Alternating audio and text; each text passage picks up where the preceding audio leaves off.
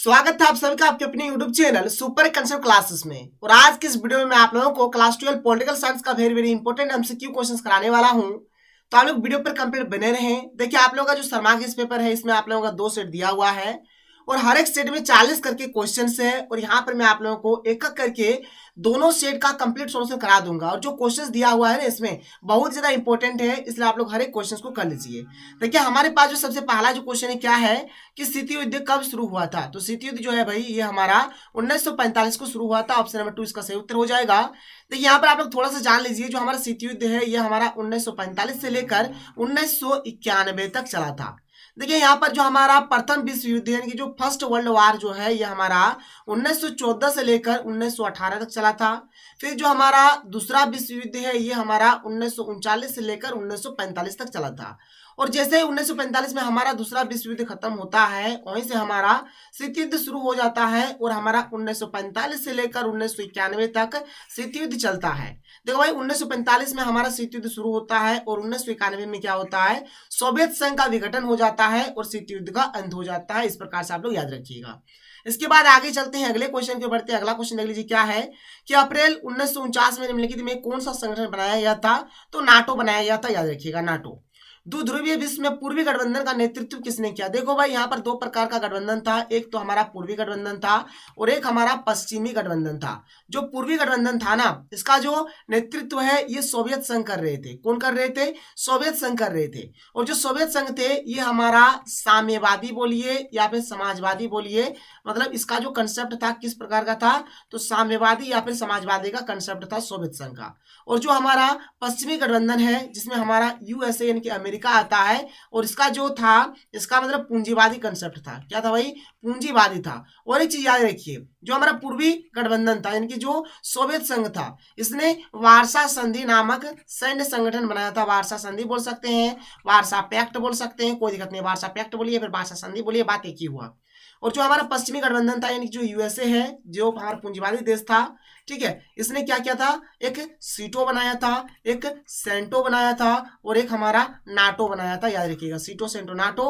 और यहाँ पर पूर्वी गठबंधन ने केवल और केवल वार्सा संधि या फिर वार्सा पैक्ट बनाया था। इसके बाद आगे चलते हैं अगले क्वेश्चन की ओर बढ़ते हैं। अगला क्वेश्चन देख लीजिए, क्वेश्चन नंबर 4, बर्लिन की दीवार कब खड़ी की गई। तो ये 1961 में खड़ी किया गया था, 1961 में इसको बनाया गया था।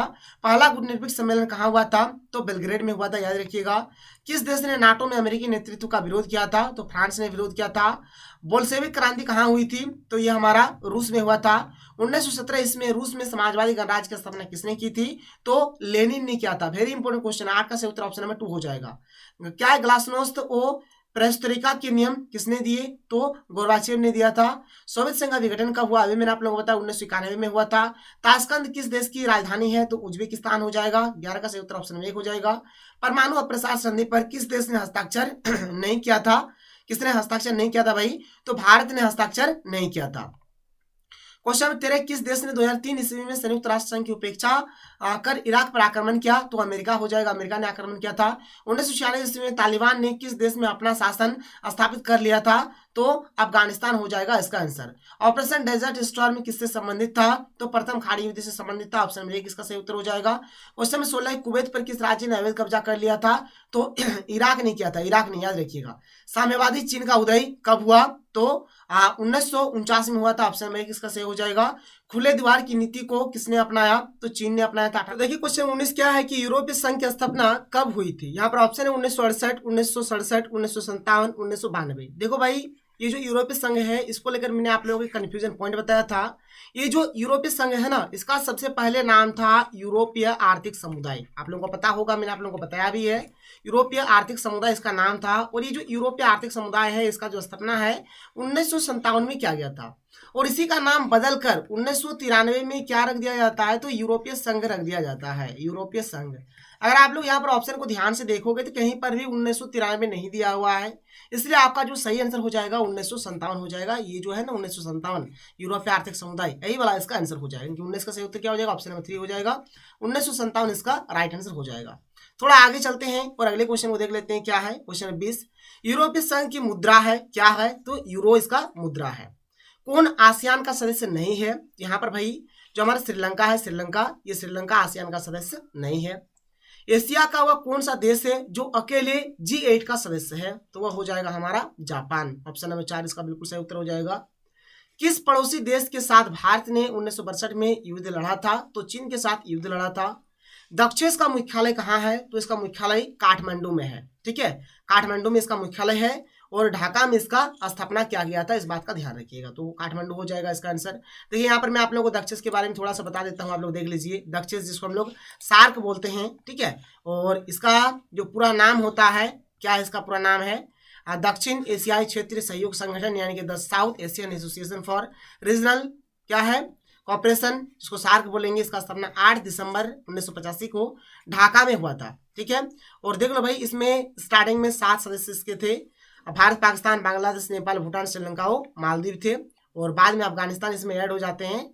और इसका जो मुख्यालय है या फिर जो सचिवालय है नेपाल के काठमांडू में स्थित है। ये सब मैंने आप लोगों को सब्जेक्ट में करा दिया है। अगर आपने नहीं करा है वीडियो सबको तो अच्छी तरीके से कर लीजिए, आपका हर एक क्वेश्चन हो जाएगा, एक भी क्वेश्चन नहीं छूटेगा। तो क्वेश्चन नंबर 24 आपका यहाँ से क्लियर हो जाता है। क्वेश्चन 25 क्या है कि ताशकंद समझौता कब हुआ था? तो 10 जनवरी 1966 को हुआ था। कोलंबो में राजीव जयवर्धने समझौता पर हस्ताक्षर कब हुआ था? तो 1987 में हुआ था। भारत ने शांति सेना श्रीलंका कब भेजी गई थी? तो 1987 में ही भेजा गया था। लिट्टे क्या है भाई? तो श्रीलंका का एक उग्रवादी संगठन है। श्रीलंका यहाँ पर भरा जाएगा, 28 का क्षेत्र ऑप्शन नंबर 2 हो जाएगा। दक्षिण एशियाई देशों में सैनिक शासन सबसे पहले किस देश में स्थापित हुआ? तो पाकिस्तान में सबसे पहले हुआ था।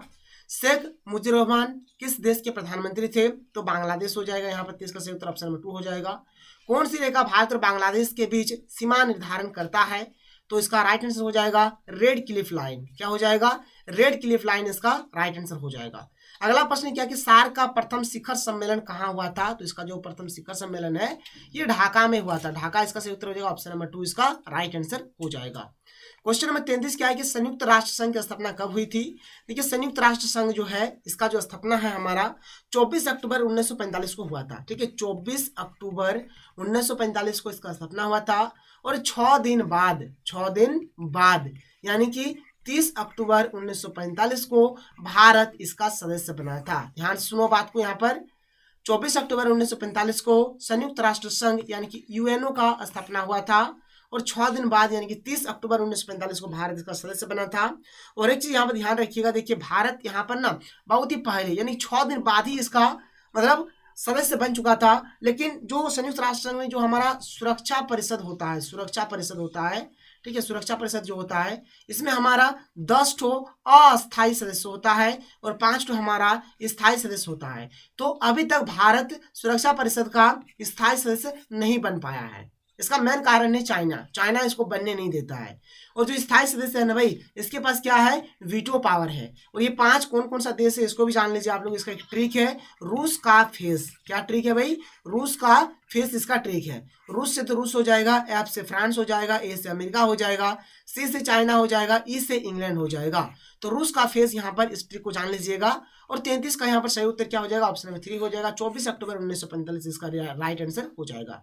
आगे चलिए क्वेश्चन 34 का कि अंतर्राष्ट्रीय न्यायालय कहाँ अवस्थित है? तो हेग हो जाएगा इसका सही उत्तर। विश्व व्यापार संगठन का कार्यालय कहाँ है? तो जेनेवा में है, ऑप्शन नंबर 3 सही हो जाएगा। विश्व व्यापार संगठन की स्थापना कब हुई थी? तो भाई 1995 में हुआ था। 1995 इसका सही उत्तर हो जाएगा। और विश्व व्यापार संगठन को हम लोग WTO वर्ल्ड ट्रेड ऑर्गेनाइजेशन भी बोलते हैं, इसका स्थापना 1995 में हुआ था।